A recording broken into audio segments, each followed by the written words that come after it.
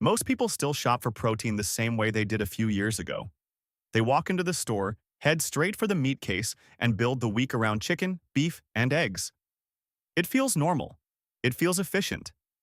It also happens to be where some of the worst price pressure is building. Cattle costs have already climbed sharply, feed remains expensive, herds have been reduced, and when supply tightens in grocery retail, prices rarely rise in a polite, gradual way. They jump. One week the family pack looks manageable. A few weeks later, it feels like the store quietly changed the rules. And that is why this matters now. Not because everyone needs to stop eating meat, and not because this is some lifestyle lecture. It matters because households that only know one version of protein are the ones that get hit hardest when that version becomes unstable. What many shoppers miss is that some of the cheapest, most dependable protein sources are already in the pantry or can sit there for months without causing any problems. Beans, lentils, oats, canned fish, chickpeas, peanut butter, tofu. Not glamorous, not trendy. But when prices start moving, these are the foods that quietly protect a grocery budget.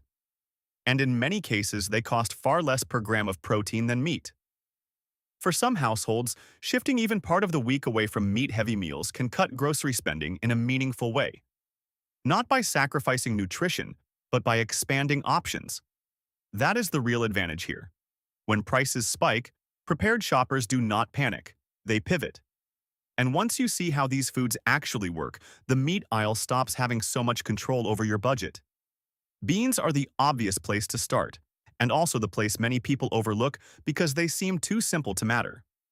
But that simplicity is exactly why they matter. A 1-pound bag of dry beans can cost a fraction of what you would pay for one package of meat, yet it can produce multiple meals. Even canned beans, while less economical than dry, are often still far cheaper per serving than beef or chicken. That matters when you are feeding more than one person, and the difference between one dinner and 3 dinners starts shaping the whole week. Beans are high in protein, rich in fiber, and filling in a way many convenience foods are not. They also have one trait that becomes incredibly valuable during inflation. They scale. You can cook a large batch, refrigerate part of it, freeze the rest, and stretch that one decision across several meals. Chili one night, bean bowls the next, soup after that. There is also less waste. Meat has a narrow window before it becomes urgent. Beans wait patiently.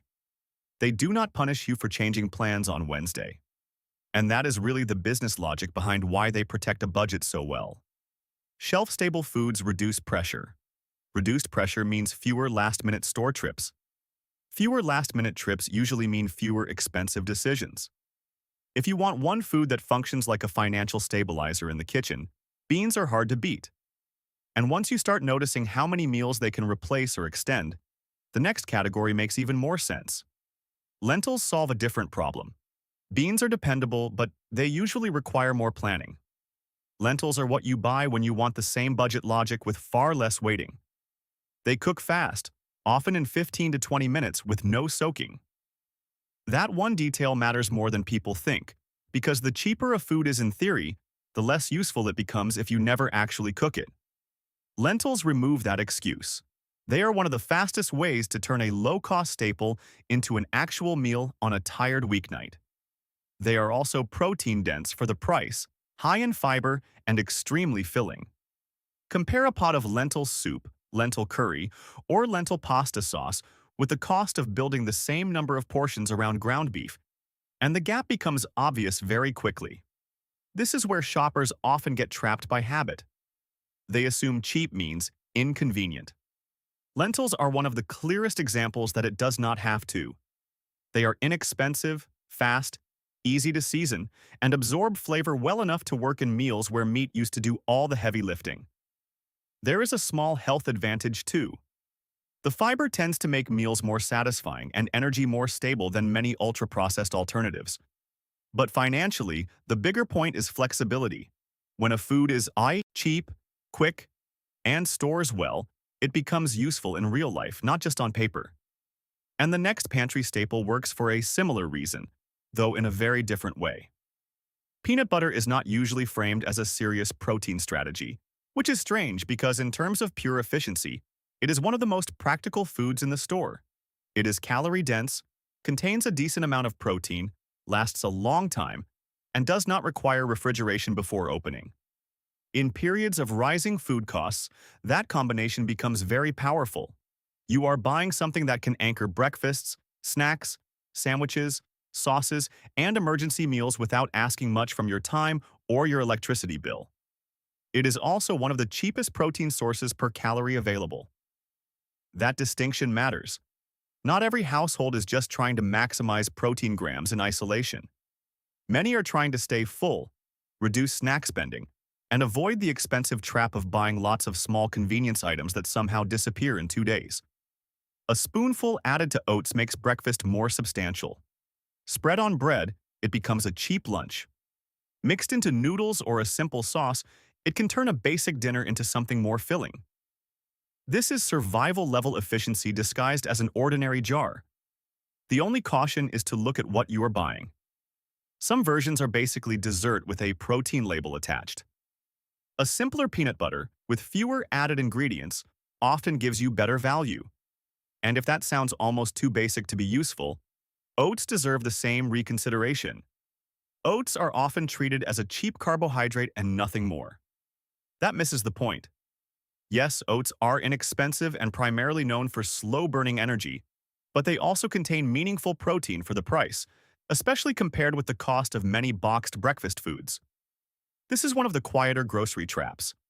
People spend heavily on cereals, bars, breakfast sandwiches, or individually packaged options because they seem convenient. But convenience is often just another word for paying extra to have someone process and portion cheap ingredients for you. Oats reverse that equation. They cost very little, store for a long time, and can become a much more complete meal with one smart addition.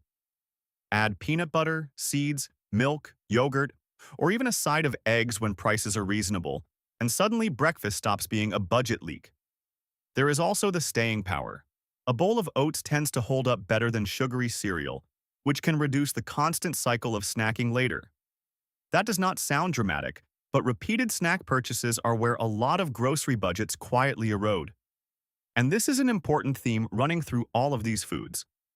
The smartest grocery alternatives are not always the most exciting. They are the ones that lower your cost per meal, reduce impulse spending, and keep your options open.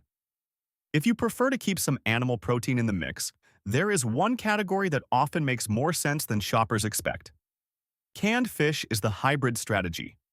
It is where people often turn when fresh meat starts looking unreasonable, but they still want a reliable animal protein that feels familiar. Tuna, sardines, and mackerel can offer high protein, a long shelf life, and a lower cost than many fresh meat options. Not always cheaper than every plant-based staple, but often much cheaper than buying fresh protein several times a week. This is especially useful because canned fish sits in the middle of two priorities. It gives you the convenience and protein density people want from meat, but without the same spoilage pressure. You can buy it ahead of time, store it for months, and use it when the week gets chaotic. That changes shopping behavior. Instead of thinking, I need to go buy protein for tonight, you already have something usable at home. That one shift can prevent a surprising amount of overspending. There is also a practical nutrition benefit. Oily fish like sardines and mackerel bring nutrients many households do not get enough of, while often costing less than premium fresh seafood. The reason this category works so well during inflation is simple. It gives people a lower-cost backup that still feels substantial. And that matters, because a budget plan only works if people will actually eat it. Then there are eggs, which may be the best reminder that a good grocery deal and a stable grocery deal are not always the same thing. Eggs are still one of the most cost-effective protein sources when priced normally. They are versatile, fast, and easy to build meals around. Breakfast, fried rice, sandwiches, simple dinners, baking. Few foods do as much in the kitchen with so little effort. But eggs also show how volatile food prices can become. Supply shocks, disease outbreaks, and distribution problems have caused dramatic swings in egg pricing. One month, they are a bargain. The next, they look almost absurd. That does not make them a bad buy. It just means they should be treated as an opportunistic protein, not the only one you know how to use. This is where many households get caught. They rely on eggs heavily because eggs are usually affordable. Then a price spike arrives and suddenly they have no replacement strategy. That is not really an egg problem, it is a dependency problem. So when egg prices are reasonable, they deserve a place in the rotation. When they are not, you need alternatives already familiar enough that switching does not feel disruptive. By now, you are probably noticing a pattern. The foods that protect a budget best are not just cheap. They are flexible, storable, and easy to combine. How many of these do you already buy? And how many do you actually treat like core protein instead of side ingredients? That distinction is where a lot of grocery savings begin. Shoppers who adapt well to inflation usually are not doing anything dramatic. They are simply better at recognizing interchangeable foods. They do not see dinner as one fixed formula. They see components. And that brings us to one of the simplest examples of that mindset. Pasta on its own is not a high-protein food, and that is exactly why it is useful to talk about. Because it shows the difference between buying single ingredients and building meal systems. A box of dry pasta is cheap, stores easily, and stretches far. The mistake is judging it in isolation.